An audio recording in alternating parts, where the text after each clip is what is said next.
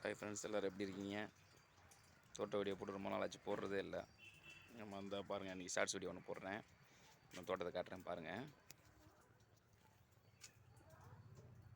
கொய்யா மரம் நல்லா தலை வளர்ந்துருக்கா. இங்கே பாருங்கள்,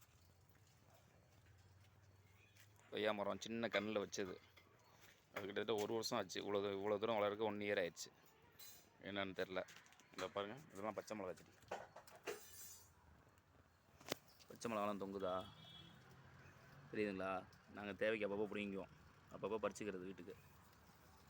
அப்புறம் பாருங்கள், அப்புறம் இது மாதுளை இப்போ தான் பூ விட்ருக்கு. இது என்ன பூ விடுது, ஆனால் வந்துட்டு அணில் பறிச்சுட்டு போயிடுது, அணில் தின்ட்டு போயிடுது. இந்த இது ஃபுல்லாக துளசி செடி. இந்த முருங்கை மரம், மருதாணி மரமும் இருக்குது பாருங்கள். இருக்கா, நிறைய தலை வந்திருக்கா பாருங்கள். இந்த மணி பிளான்ட்டு. இந்த பாருங்க, முல்லை செடியை கொஞ்சம் வெட்டி விட்டோம். நிறையா இருந்துச்சு, கொஞ்சம் வெட்டி விட்டோம். தெரியுதா? இந்த பாருங்கள், இது ரெனகல்லி.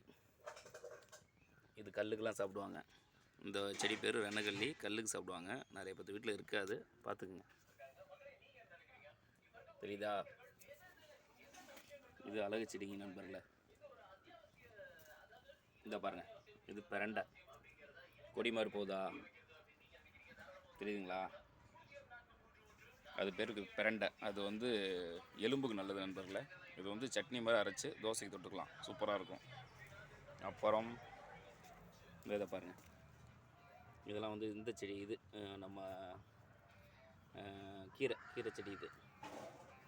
அப்புறம் இது வந்து பாருங்கள், இது வந்து சளிக்கு சாப்பிடுவோம்ல, கற்பூரவள்ளி இலை, பார்த்துங்க.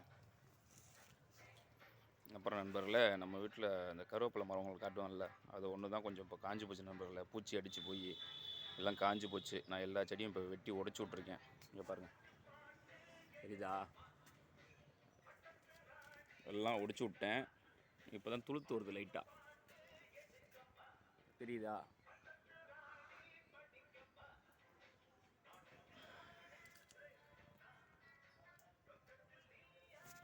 லைட்டாக துளுத்து வருது பாருங்கள்.